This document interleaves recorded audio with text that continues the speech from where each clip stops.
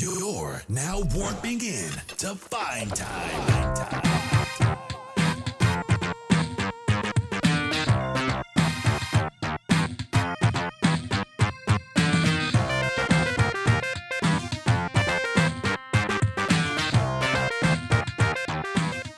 Hello, party people. Hello, Genesis people.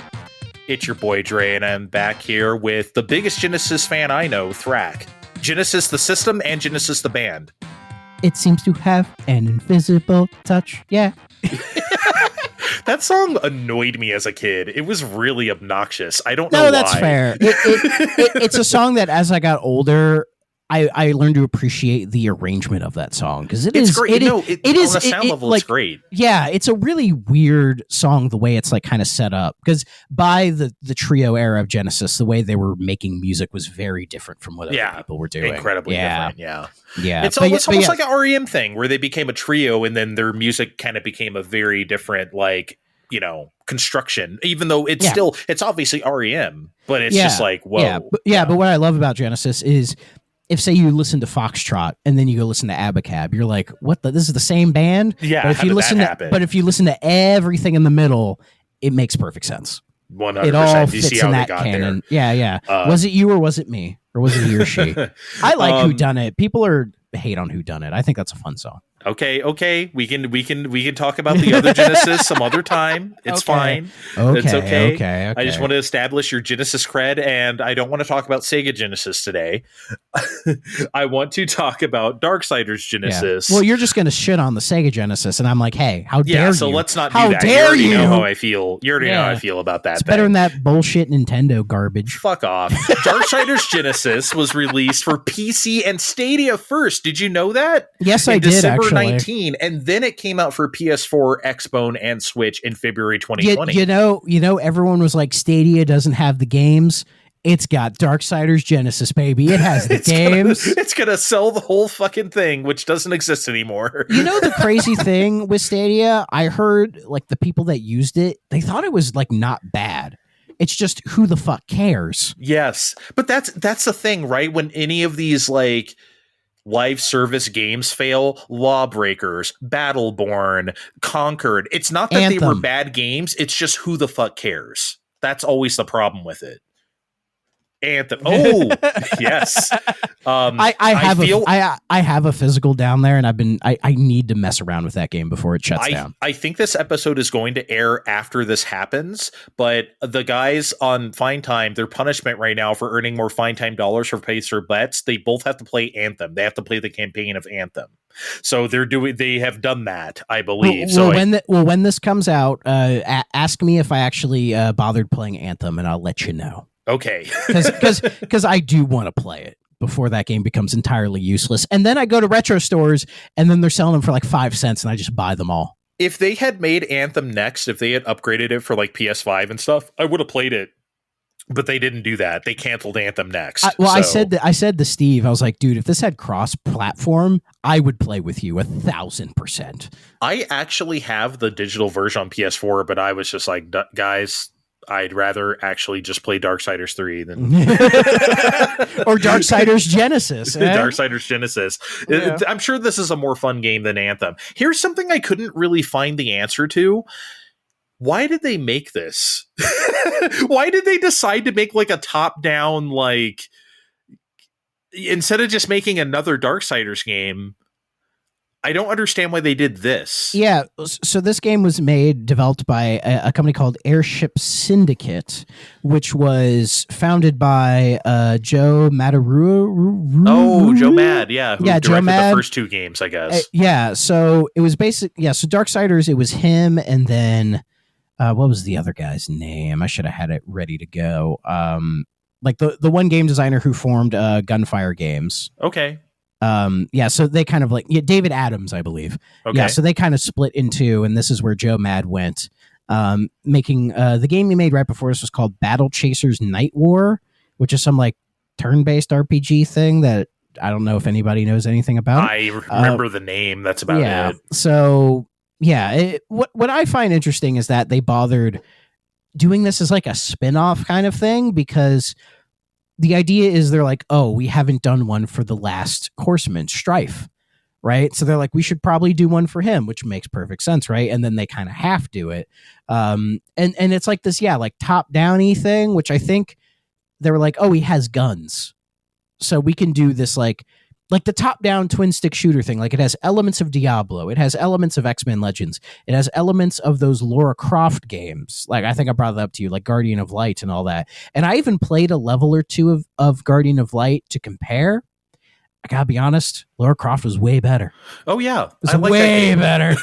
Yeah, like I'm gonna play through that whole thing. Like, that game is fucking dope. No, it's good. I like that game. But yeah, it's like you said, it is all those things, but it's also not, right? Because it's not Diablo because it doesn't have loot or like leveling up.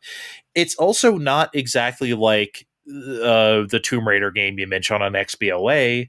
Not really. It's also not X-Men Legends or Marvel Ultimate Alliance. It's not really those type of games either.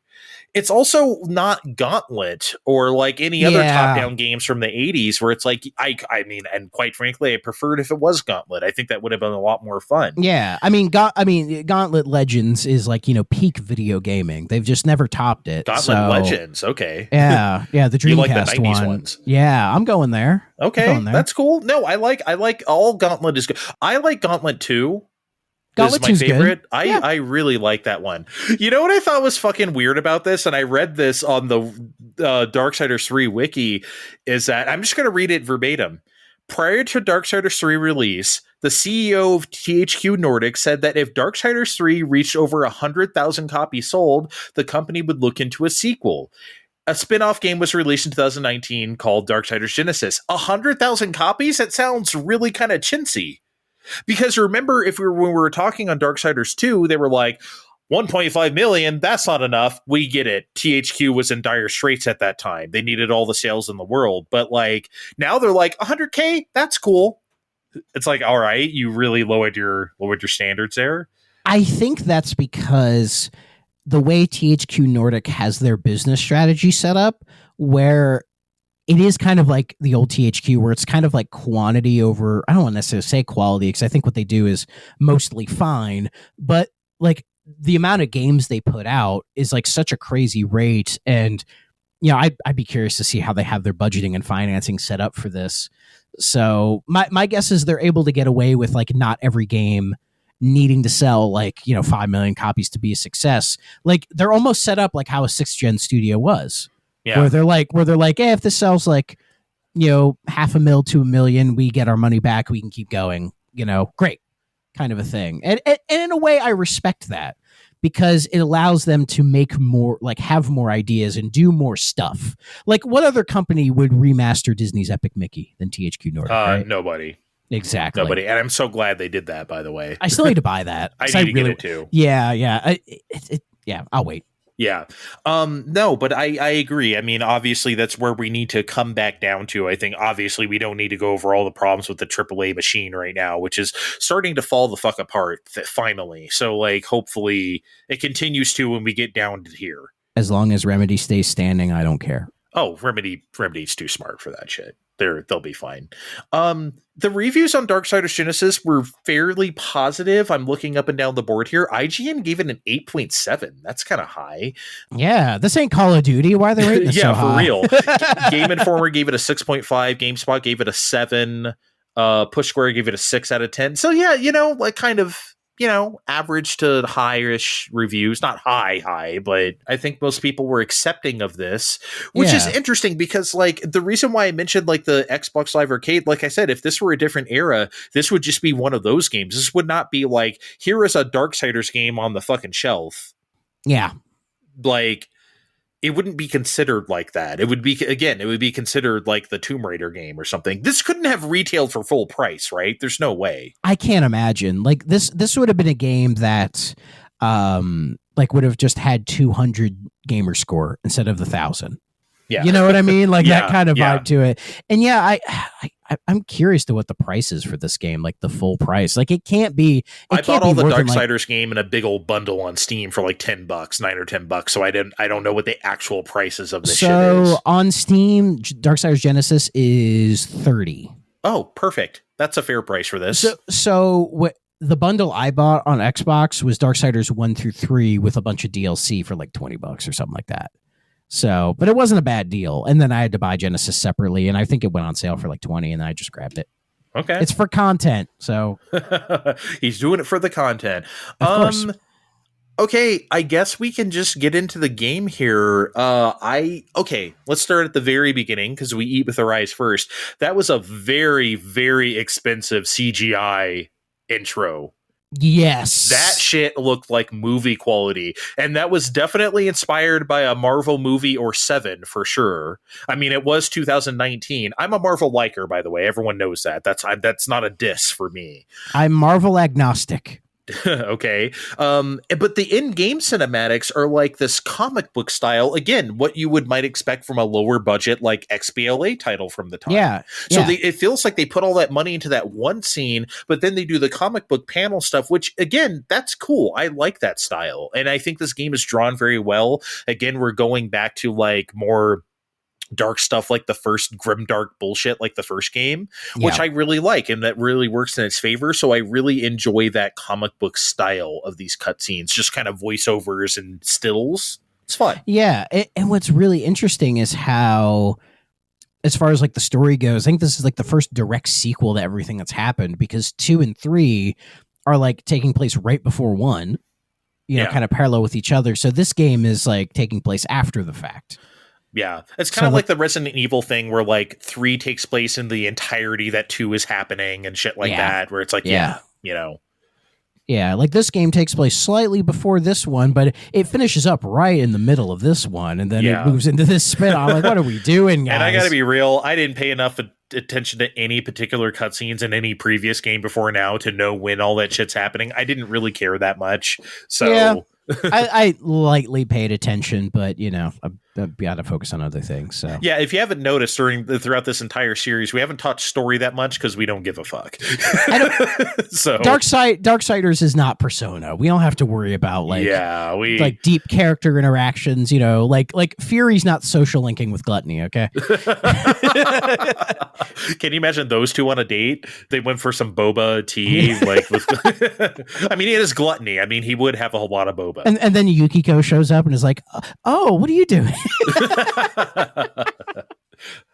Oh my god. Boy. Yeah, dude, I really like the look of this game, and I think like graphically it's very impressive, because if you think about games up to this point, like Diablo 3, or I'm trying to think of other, like Path of Exile, I think like Darksiders Genesis beats the pants off of any of those, and quite frankly, I think this looks better than like Diablo 4 or like the Path of Exile 2 or whatever. I think this game looks great, actually. Yeah, I've played like maybe 2 hours of Diablo 4, and that's my entire Diablo experience, so I can't say much. I played the beta when they had a beta period, and I played for a couple hours as well. It looked good, but not like this. I mean, it's like I was amazed at the fidelity and quality of everything as well.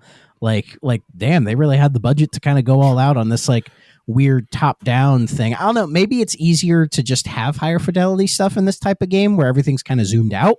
Yes. So you don't need all that really precise detail. You can kind of focus on the world. Right. And yeah, like the look of the world and like the way they play with like color and environments, like was really surprising to me. And it was definitely more interesting to look at visually compared to the other 3 as well. Yeah, I'm trying to think of like, and okay, full disclosure, by the way, I did not have time to beat this game. We had to record today. We're recording this on Cyber Monday. Metroid Prime 4 is right around the corner. I have to have my slate clear. We had to do this today. But I played most of the game. I think there's 16 chapters. I got through like chapter 11 or something. So I played most of it. Yeah, and I if you really want to know what happens 12 through 16, I'll let you know. I'll probably just beat it myself some other time. Like I don't, you know what I mean? You have like maybe 4 or 5 hours left. Yeah, I feel like I played enough. I just didn't feel like the grind to like get past whatever. So I was just like, let's just talk about it. Yeah, because it's like not an RPG, but it's like kind of grindy. It is kind of grindy, and that's the thing. Like I'm not, man. I love a loot grind. I love Phantasy Star Online. I love Diablo 3, for instance. I played that a lot of hours. I love Borderlands games, right? I'm here for a loot grind and finding loot. I get it. This game is not that, but it also doesn't seem to replace it with any particular thing else. And that's why I'm like really confused about like the direction of this game, because it's like I don't know exactly what they're going for. It's also not just plainly a Darksiders game from top-down perspective. It's not exactly that either. No, it definitely feels like they're trying to, again, create a new gameplay style to match this Darksider the way they've done with the other three, which again, I respect them wanting to do that kind of variety. But yeah, but with this game, it's like when we talked about the Jedi games last time, it's like it has so many different influences and ideas that it kind of just becomes this weird muddle, like middle, like a mutt almost, where you're like, I'm not really sure what to describe this game genre wise as. And yeah, with Darkseid, it's like you say Diablo, but it's like it's not really an RPG. No. But like, or yeah, even like X-Men Legends, or it's like I'll say the Lara Croft games, but they don't have like the twin stick shooting or like the puzzles or the more kind of intricate level design that those have as well. Like it's just this weird top down action thing. And I wish it were just I wish this were an arcade game, essentially.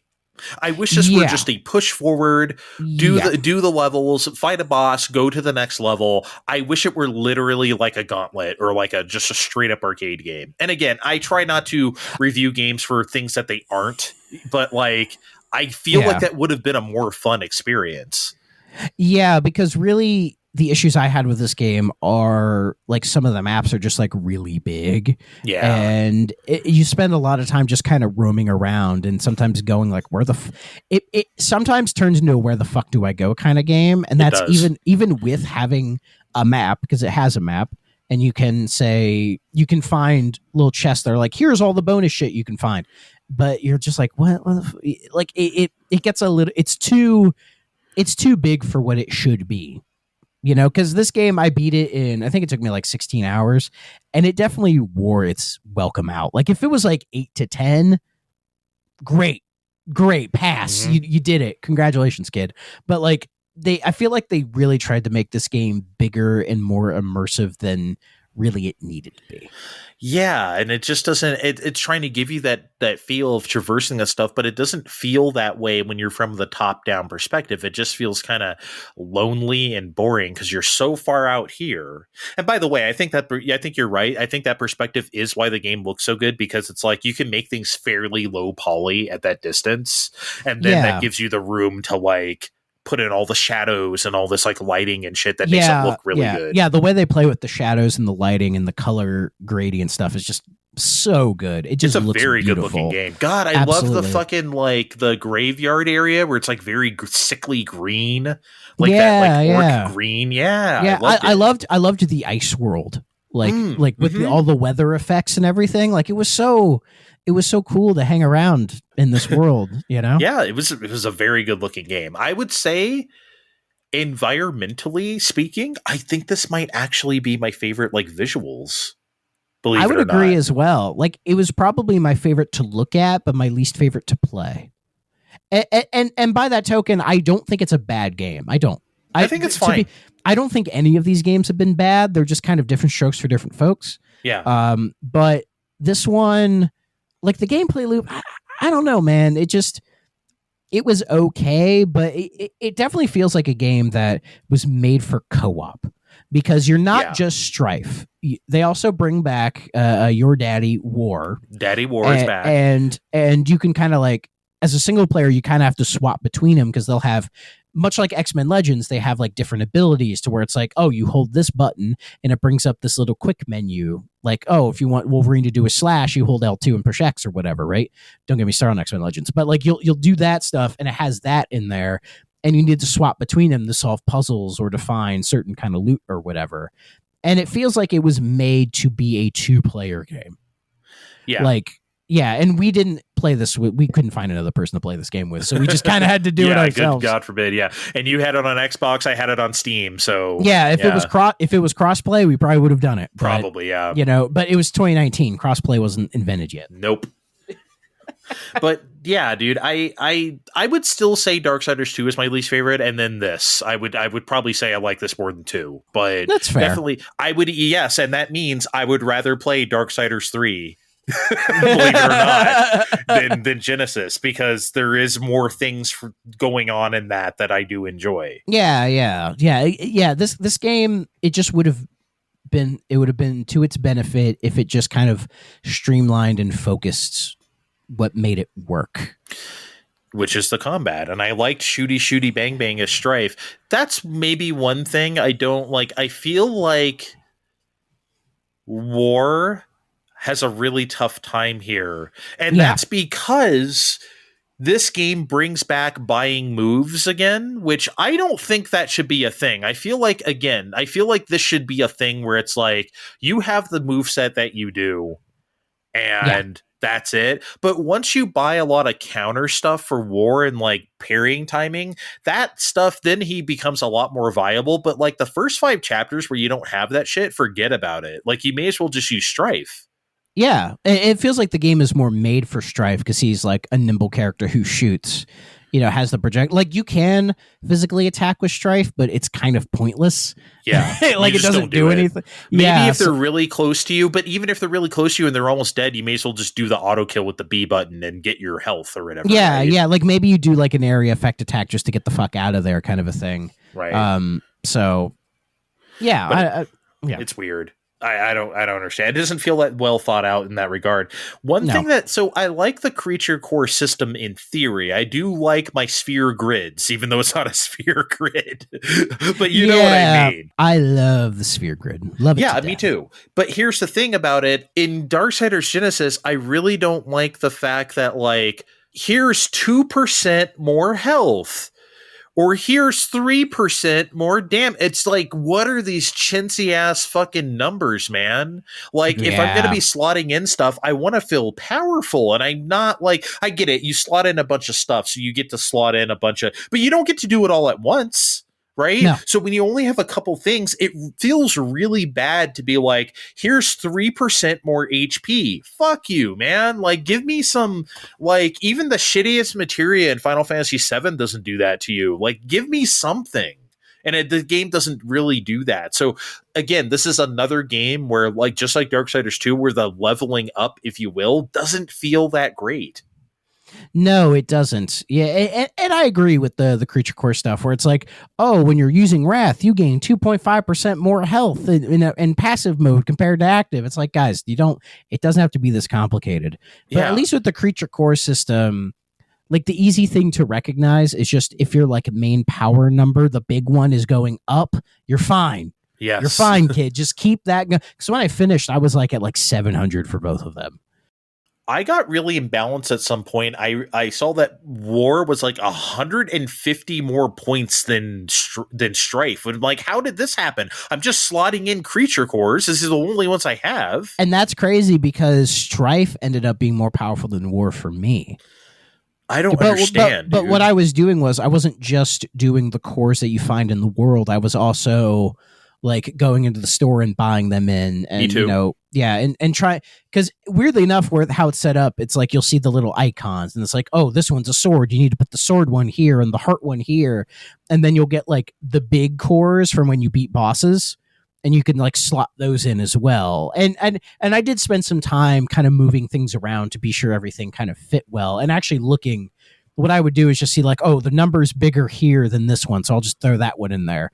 Like almost min-maxing to a degree where I'm just like, just give me the biggest shit you can. And I'll be fine. And it's just like, I wish there was a fucking auto mode. This is one of those games where I would love to press triangle or whatever button on your controller, X to do auto, and then just slot the shit in for me. This is something I don't want to worry about. It's something in like RPGs when you put in like the armor and the weapons. I'm like, just give me a button that says optimize. And then I can just move on with my life. It really depends on the game. Like, I don't often call for something like that, right? But because I think in most games, it's like, okay, I like to put on all these different things. Okay, I like to have, you know, look at that stuff. But then there's other games where I feel like it just doesn't fucking matter that much, especially when, like, you're just putting on stuff to get the most powerful number. Just do it for me. I don't give a fuck. No, I agree. And some games just get I think it's more of a Western RPG thing where they just give you way too much shit. Yeah. And like I don't want to spend an hour in this menu looking for what works and what doesn't work. You know, just let me push optimize and I'm a happy boy and I can go back to playing the game. Whereas in like something like a Final Fantasy VII, especially Remake and Rebirth, where it's like, yeah, you can auto slot your materia, but like it is worth it to go in there and see like, okay, this one's going to give me this, and then this plays off of that. Like you can really set up your shit. You know what I mean? That's fun. A little different because that's not necessarily equiping stuff. That's more just like abilities, right? And I'd rather look at my abilities to see what works better than others. But you can auto equip your equipment as well. You can do that, but that'll just give you the most powerful shit. But also, I don't know if you ever played those games, but like your weapons can, like, once you use them enough, you can get like a ability from them. If you just do auto, you're just going to be using the most powerful sword or whatever. So you're not going to get that shit. So there is benefits to doing it if you want to, but you don't have to. That's fair. But basically what I'm just saying is like if I'm playing a game where it's like, oh, I just bought like the harder like armor for myself than before, I'm like, just let me just give it to me right away. Yeah. Don't make me go back into the menu, equip it, unequip the old one, sell the old one. Just like I like when RPGs just streamline that shit where they're like, oh, you bought this. Do you want to equip it? Do you want to sell the old one? Yes, done. Well, here's the thing. RPGs have had that largely since the 90s, right? Yes. Oh, you bought the new thing. Do you want to sell the old thing? Do you want to equip the new thing, etc.? Like, but then other games don't. And it always seems to be a very deliberate choice when they don't. Well, like I've been playing some like Tales of Symphonia, and Symphonia doesn't do that. No. But all of this is to say, I don't mind when games do that. It's like it takes 15 seconds in the menu to like fucking equip something, right? Sure. I don't care. Or you'll have stuff like the sphere grid, which I actually think is more interesting because it allows for more customization of your character, especially if you do the expert sphere grid if you're a freak like me. I mean, I have thoughts about like characters being all jacks of all trades, you know. I mean, that's a whole other discussion in RPGs, but you know, to put it lightly, I kind of prefer when characters are characters and they have, these are the abilities, these are the things you can do with them, this is what they do, and I kind of like that versus like if everyone can do everything, then everybody is nothing. Sometimes, no, that's I feel like what they can do is part of their personality as a character. Mm-hmm. So, you know, yeah, in Final Fantasy VII, you can equip any materia to anybody, but then everyone also has limit breaks and all these other abilities that they can do that only they can do. So, you know, it's not like Final Fantasy XII where everyone is just a complete piece of mush. You know?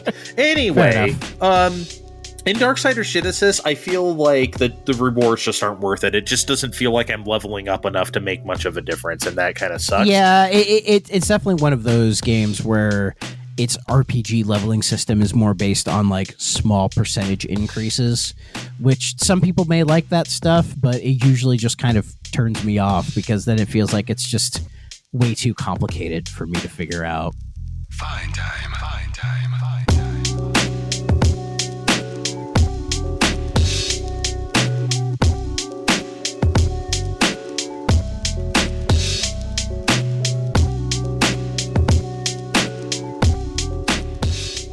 By the way this game, speaking of the Creature Core menu, I'm sure this happened to you. You open the menu and you are barraged with this long tutorial of God knows what. I did not absorb any of that. At some point, I just started seeing it's like, let me just fuck around with it and see. Because they're telling you every minutia of this fucking thing, and it's like, this game does that a lot. You get like the boomerang or whatever, War gets the boomerang, and then it's like all these crazy messages. It's like, can I just use the fucking stop. I don't need to know all this. Like, yeah, I hate when you like get something new and they're like, oh, here's like 4 pages of text on how to use the thing. I'm like, I don't need all that. Shut up. That's a little excessive. Like, and even in all, and also like this game, it gives you the option to just have what your buttons do on the screen at all times, like a fucking Zelda game. Anyway, brings back the Zelda shit. It has a little thing where all the buttons does have it. And that's fine, but like with the say the boomerang for War, where you set things on fire to blow stuff up, it never has that on there. No. Ever. So when I was first doing, say, the bomb stuff with the fire, I forgot I could lock on, and the game never tells you. Yeah. And like maybe it tells you in that big thing of text, but who's reading? Why would you retain that particular bit of information? Exactly. It's like when you boot up a game and you see like the terms of service. You don't read that shit. You're just like, accept. Let me play the game. Yeah. Show me through gameplay that I can do this thing.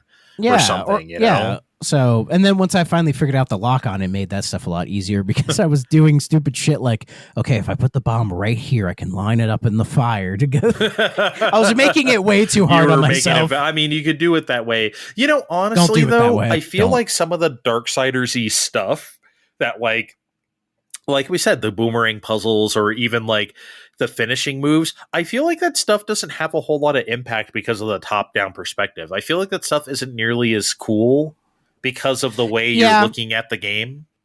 Yeah, because you'll have like the finishing moves and those cool bits. Like my favorite war move is when he like jabs his sword in the ground and a bunch of swords come out like in like a weird like nest behind like around him, which is cool.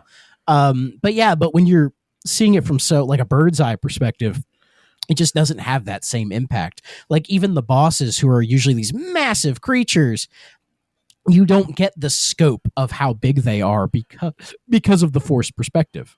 Yeah, and it just doesn't. I mean, I guess they could have zoomed in and done some stuff, but I don't like when games from this perspective do that because it's so low poly that it looks like shit. So I'd rather they don't do that. And with these games, it's hard to get that, like, how far zoomed in should we be or not? Because I remember the X-Men Legends games were a lot closer. Yes. But I liked that because, you know, it allowed you to actually kind of get more invested in the combat and everything with it being closer. In the standard death era, though, you had to be that close because, you know. Well, and because of the distinct art style and all that, it got away with it. And I still have a great fondness for those games. Me too. So I think it gets away with it. I don't even know if they're good, but I liked them. I loved them. I've probably told the story before in another podcast, but when we got our PS2, my brother and sister got GTA 3, Vice City, and San Andreas. And then for me, they gave me X-Men Legends. Wow. And looking back, I'm like, no disrespect to GTA, but I lucked out. I got the good shit. That's a great call, honestly. Yeah. They just bought it on a whim. Literally, they just saw like X-Men and just went, that'll be good for little Thracky poo. And I got it. And yeah, I love that game. They were correct. Though I like X-Men Legends 2 more.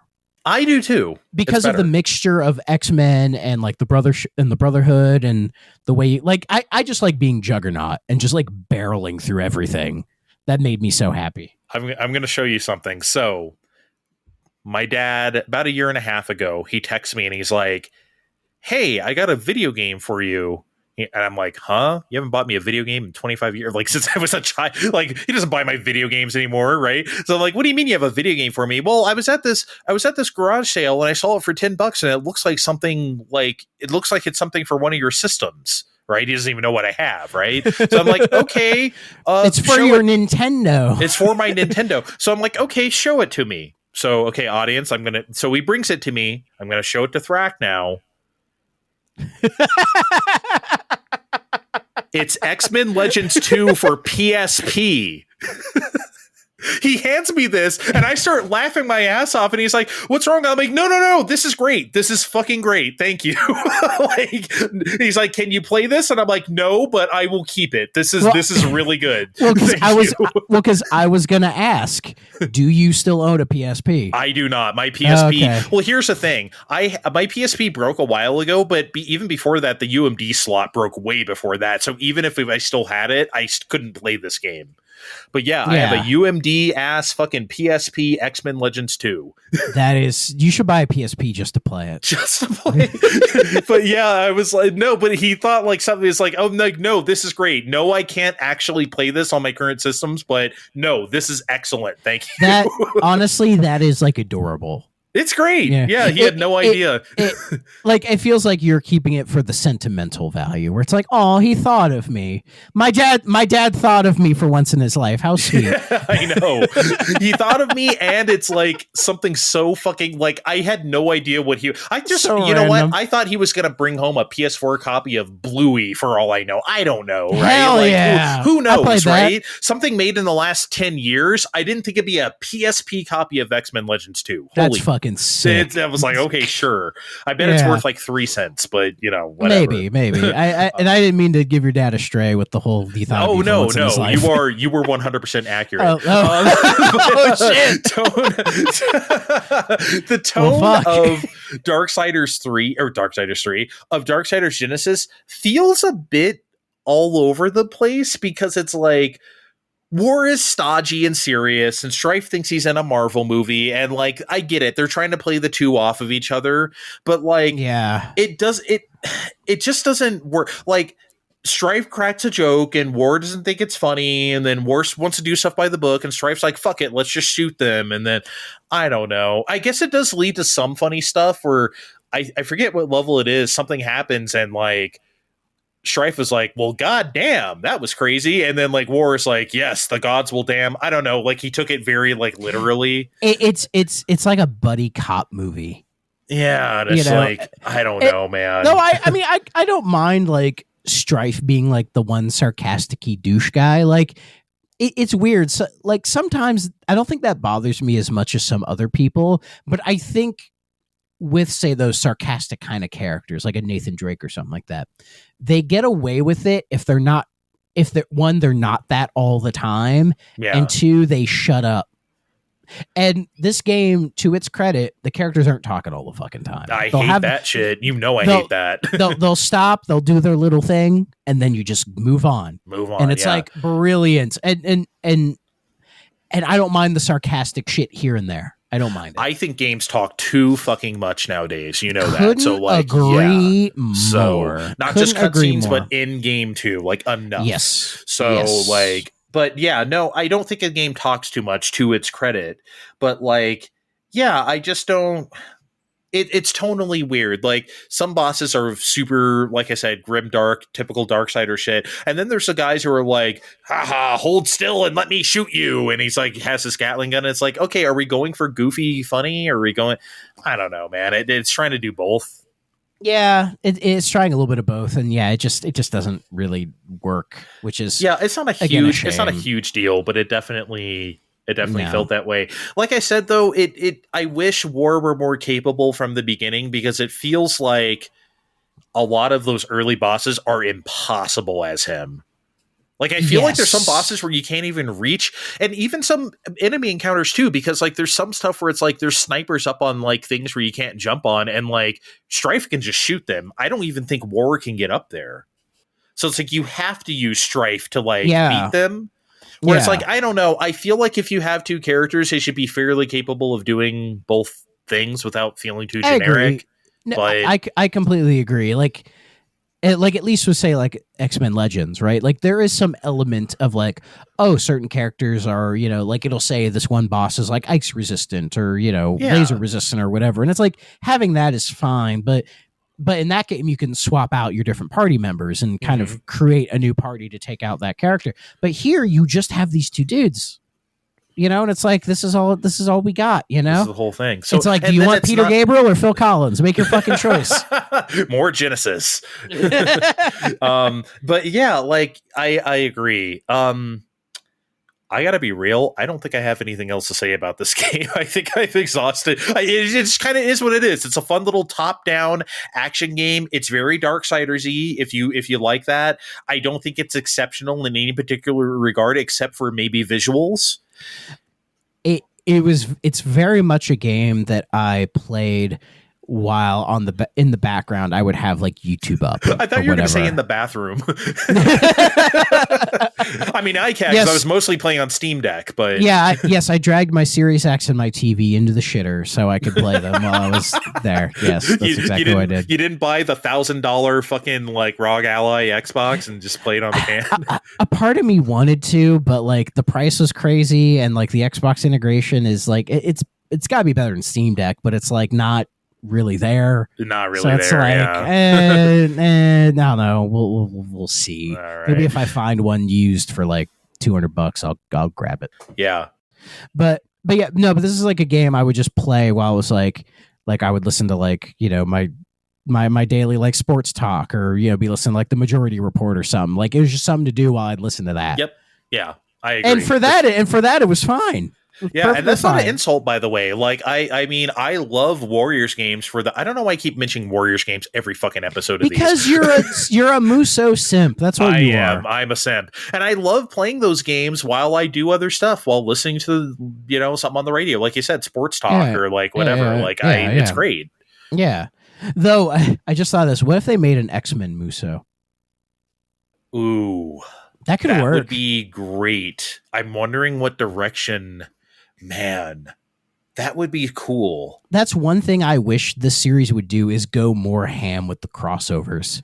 Like, talk with to more licensed games. Yeah, fuck it. Like, do a Star Wars one. Do a goddamn Lord of the Rings one. Do a Marvel one. Do it. Like, I want Mario Muso so bad, dude. The fact that they even we have not only Hyrule Warriors, but now we have 3 of them is crazy. Yeah. I'm and we so got like glad the Fire they did Emblem that. ones we have and 2 all that Fire stuff. Emblem. I love the first Fire Emblem Warriors. That was so fun. I haven't really gotten into the second one yet. I will because it runs 60 on Switch 2 now. Yeah. But I think it was like the head of like the Warriors series. Somebody asked him. They said, "What franchise would you make a Warriors game of?" And he said, "Mario." I'll play anything that they. I would put 200 hours into that. Give me it. Give me it. You know what I would like, and they haven't done this, and I'm surprised they haven't done this. How have we never gotten into Naruto Muso? Yeah. That's crazy that has, and I get it. They usually do anime. Like there's an Attack on Titan. There's a couple Attack on Titan ones. There's 4 One Piece ones. Why not? There's like a lot. So yeah, like was it One Piece like Pirate Warriors or something? It goes on sale all the time, and I've thought about buying it. They're good. I've thought about buying it, but I'm like, I do have like the One Piece Odyssey. I should just play that instead. I much enjoy those One Piece ones. They obviously there was like 3 or 4 Dynasty Warrior Gundam ones, and I like those. Yeah, so like they tend to stick to the anime, I guess. Yeah, just like take that idea and ship it to like every fucking IP you could think of and be like, guys, what if we like did this but with your IP? And not all of them would say yes, but enough of them would to where I think it would be fucking cool, because really I think that formula it's one of those type of games where it's like it's almost like the Lego games where it's like when you find the IP that you're interested in, you'll play that version of it. Like not everybody's going to play and enjoy every Lego game, but like if you're really into Batman, you'll play the Lego Batman game. Right. I played a lot of those Lego games just because I don't give a fuck about Star Wars. I played all those. I played the Harry Potter ones. I played, I played a lot of those back in the day just because, I like the gameplay. Yeah, there's some about those Lego games that appeal as well. So. Right, and that's why I don't give a fuck about Gundam, and I played the hell out of those Warriors games, right? Sure, yeah. So basically what we're saying is Darksiders Warriors would be the coolest shit.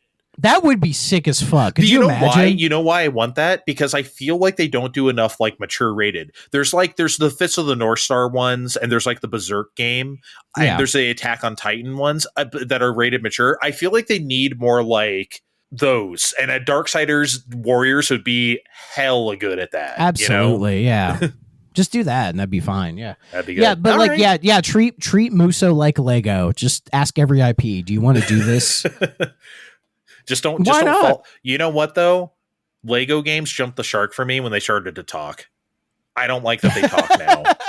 I like the gibberish. You are not the first person I've heard say that. I do not like that. That once they started talking in like Lego Batman 2 or something, I'm like, nah. Something like that. We don't need to.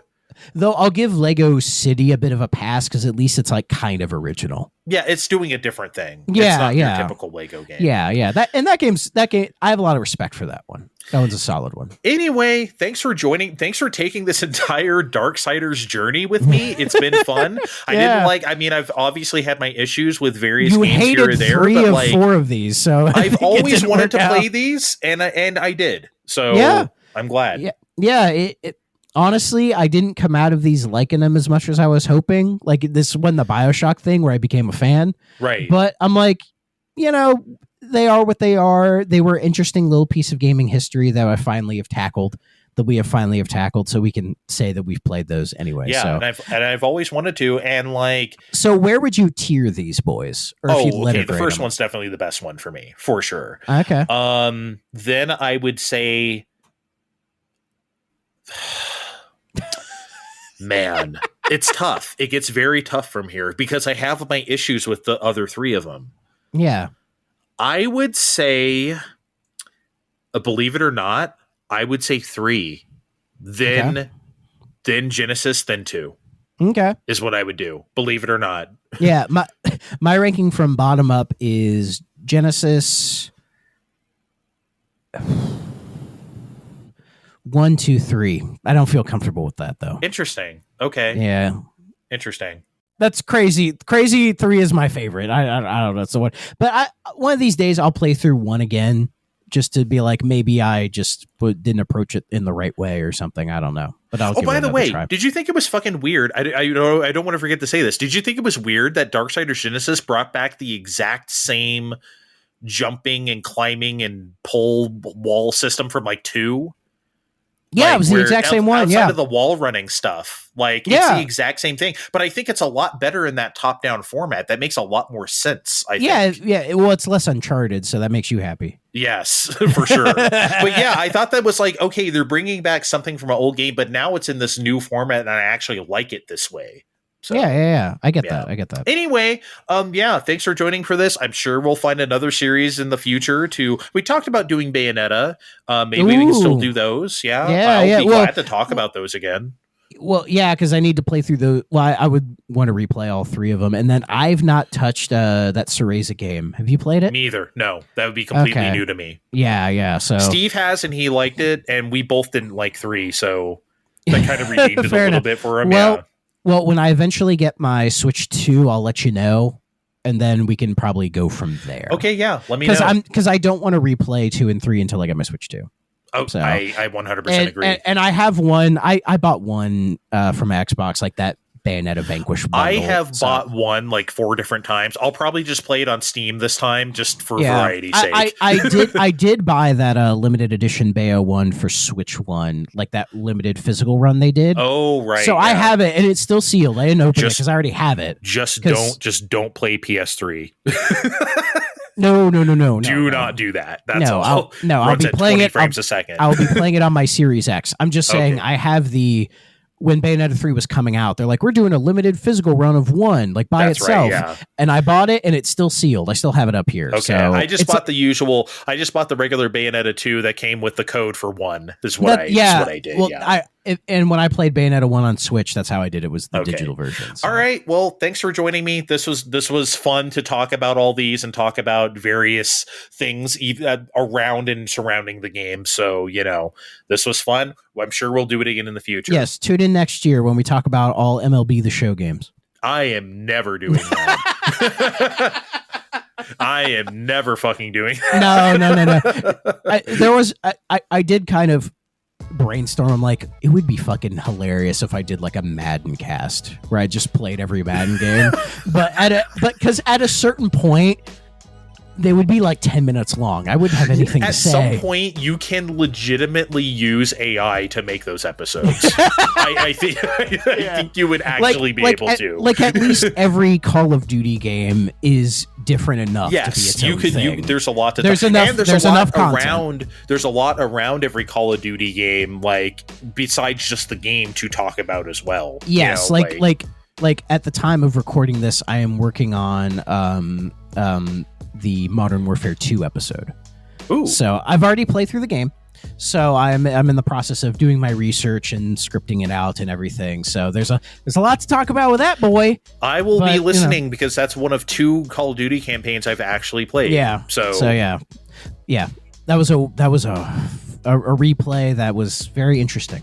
That's a video game, all right. Definitely. Well, in the description of this podcast, you will find the links to that show, Thrak Ops, plus a 3DO experience, something he does with our friend Bill, and all sorts of links to Find Time or whatever in the description of this podcast. But for now, we're going to get out of here. Thanks for joining us for this series on Darksiders, and we'll see you next time. Bye. We'll catch you next time. This has been